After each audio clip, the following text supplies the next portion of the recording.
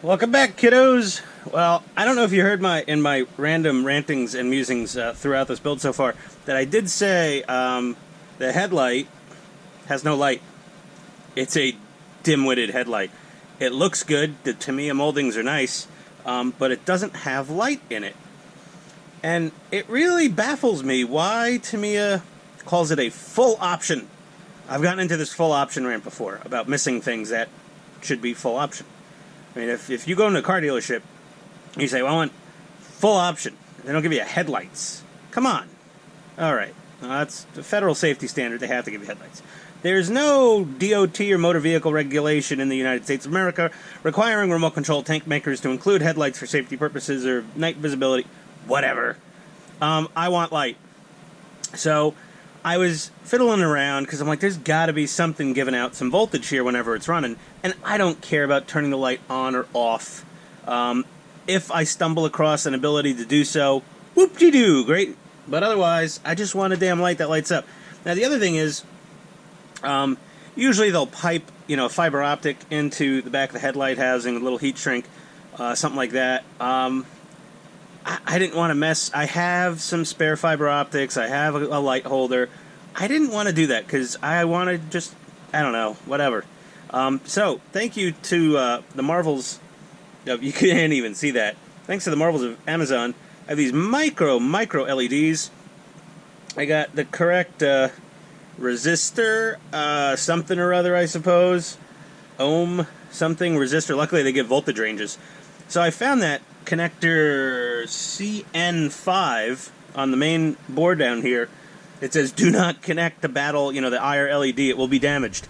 You know why it'll be damaged? Because that port, whenever this tank is on, puts out a constant battery level voltage.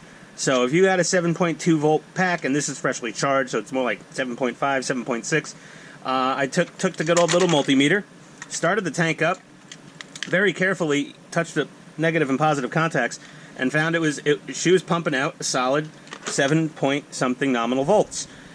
Let it run for a minute or two. I got this temporarily done. But you want light? You shall have light. If I could get my fat finger in the switch. Did I? There we go. Look at that. And she's pretty bright. So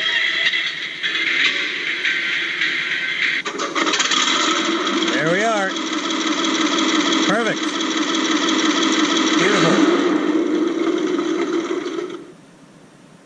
Beautiful.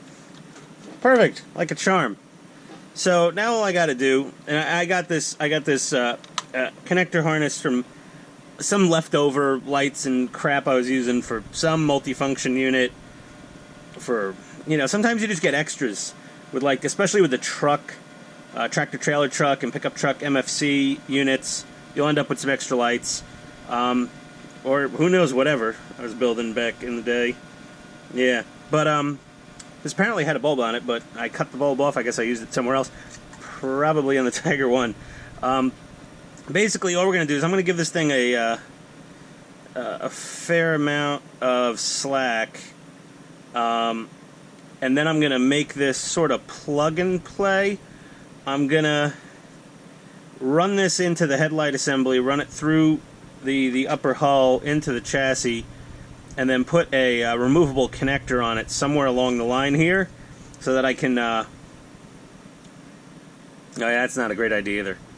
Yeah, I might have to just wire it in there while it's in the headlight. It's not going to be easy to remove, but again, we don't take these things apart that often, and if I give it enough slack, I'll have plenty of room, wiggle room to flip the upper hull over when I need to get in there to pull the battery or do whatever, mostly just change the battery out.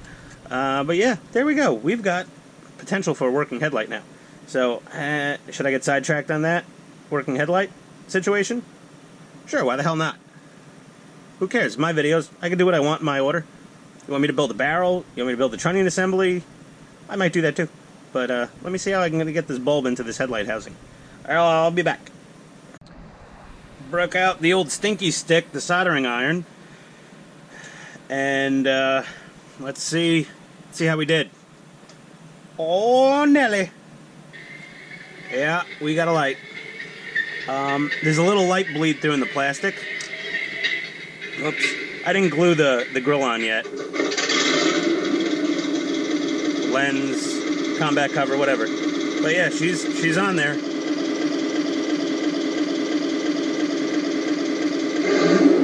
So that's all good. Looking good. Looking mighty good. Once we get enough paint and primer on this, we're gonna NATO black this, and then we're gonna have colors on it. I highly doubt I'm gonna get all that bleed through afterwards, but yeah, I won't. I'm pretty sure I won't. I may actually hit. There's really nowhere to put foil tape inside of that thing. I'd love to, but it's really a little cramped in there. So either way, I made a little harness here so I can disconnect the headlight when I pull the chassis off. So we've got our little resistor wired into this little harness, and this goes into the DMD, MFU, whatever the hell you want to call it. And yeah, and there we go. Working headlight. So now all we got to do is we got to secure the wiring and add some heat shrink. But other than that, our little headlight project was a success, and it is now done. I also crazy glued that light bulb into the headlight housing to keep it from losing its angle of attack, so it's pointing straight out. And then a little bit of, got a little heat shrink, I got a heat shrink, and then we should be good to go. So I'll be back with, what am I back with? I don't know if I'm back with anything. Let me see if I'm going to be back with something. 8 o'clock. 8 p.m. already. I do have to eat dinner. I guess tonight was just a headlight. So we'll continue part 4 tomorrow night. And I'll do the barrel. Maybe I'll do the barrel assembly. I don't know. I could do the barrel. Yeah, wouldn't hurt. I could do barrel. I could go up at 8:30 for dinner. Alright, I'll be back then. Okay guys, barrel assembly, as per the last page, before this page, that's all done. Little tricky part, not tricky, before you glue these bits on, make sure you slide the ring on here, or else you're gonna be flailing about like I just was to peel them back apart before they fully set. Yeah, so this guy indexes, it doesn't index, you can still spin it, so something else is gonna index this barrel, because this is obviously what the barrel pivots on. I think this would be what the barrel pivots on. So we got that. We got a little flash tip in there. We're at 24 millimeters from the barrel. That's what it says, 24 millimeters. Try to be, I don't know, try to be exact, because that way when you put on the muzzle brake, it all lines up correctly. We got this big mess here. But that's done. We're having some HVAC issues here. Coldest day of the year so far, and what went out this morning? The friggin' heat went out. Yep. I managed to jumpstart the furnace back to life, and I am currently awaiting the arrival of my trusted and very knowledgeable heating, ventilation, and air conditioning professional to come assess the situation. Assess the situation. I'm sorry, you put the wrong emphasis on the wrong syllable. Yeah, he's going to take a look at the AC. So I'm kind of stuck down here in the basement waiting for him anyway, I guess. So I may fiddle around with some other stuff, but that's it for tonight. We're going to come back tomorrow and start mounting all the trunnion stuff. I'll be right back. Let me show you what that's going to be.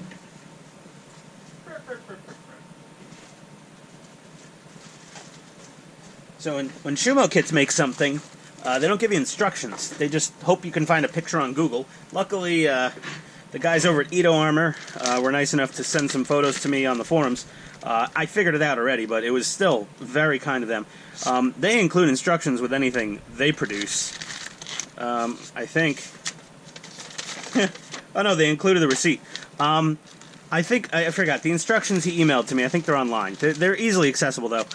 This is the Darrell Turner custom manufactured trunnion setup for the barrel, and he's got things, you know, little masking tape together to hold things where they should be for the time being. But yeah, this is spiffy. you know, made out of aluminum. And then we got some more bracketry, all very carefully made, nuts and washers included. We got some metal arms, and yeah, metal arms for the little elevation motors.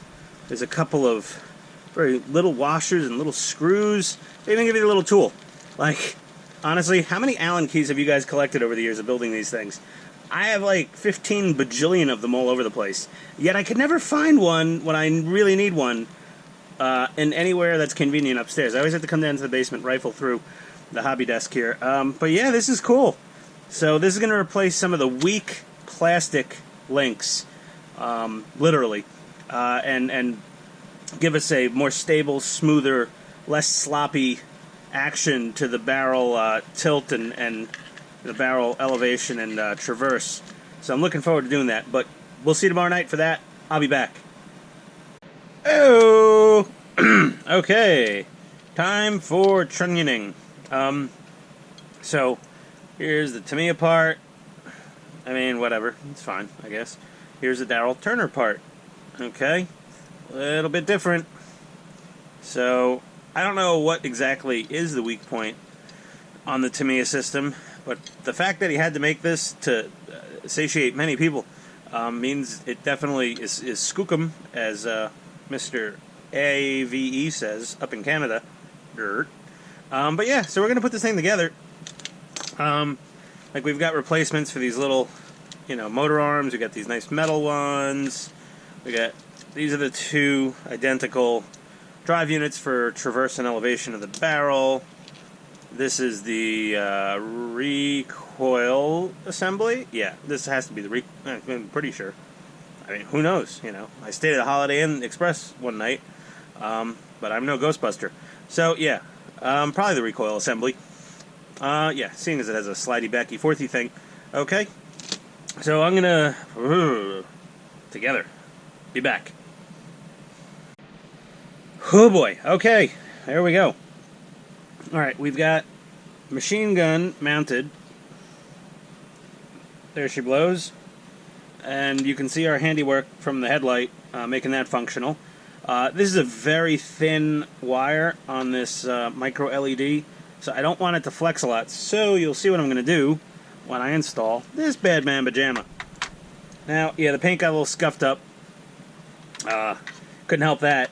This thing, I mean, the Darrell Turner parts, you can see the shiny metal bit here. That's his handiwork right there. And then this contraption. So I was about to say, this has been the easiest tank I've ever built so far. I still kind of hold to that opinion. However, putting together this trunnion contraption is, oh boy. I've said fiddly before. This gets two extra fiddly thumbs from me. So what we're gonna do is insert this guy into here. Okay. And now we're supposed to mount some, like, periscope stuff, and I can still get to that here, and I can still get to the periscope here. I'm gonna fish that through after we paint it. For the simple fact that I don't want to put them in and have to mask. No, yeah. Do I want to put them in and mask them? Well. That is quite the question now, isn't it? Yeah, we could do that. I guess we could. Yeah. All right. You know what? Let me just glue those in real quick. I'll be right back. Hey! Okay, terrific. Alright, we got our little periscopy doodads mounted up in there. And, come on, now we gotta get this whole big contraption in here. I'm standing this up with a sanding block right now. Whoop, and, she's gonna balance. Fantastico!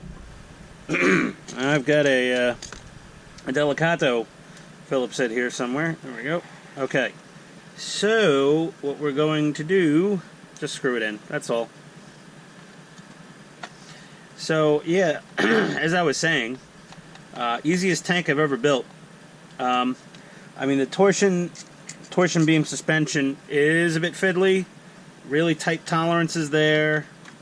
I rewatched one of Andy's videos where he built the static model. Same suspension, same chassis, same everything else, just none of the RC bits.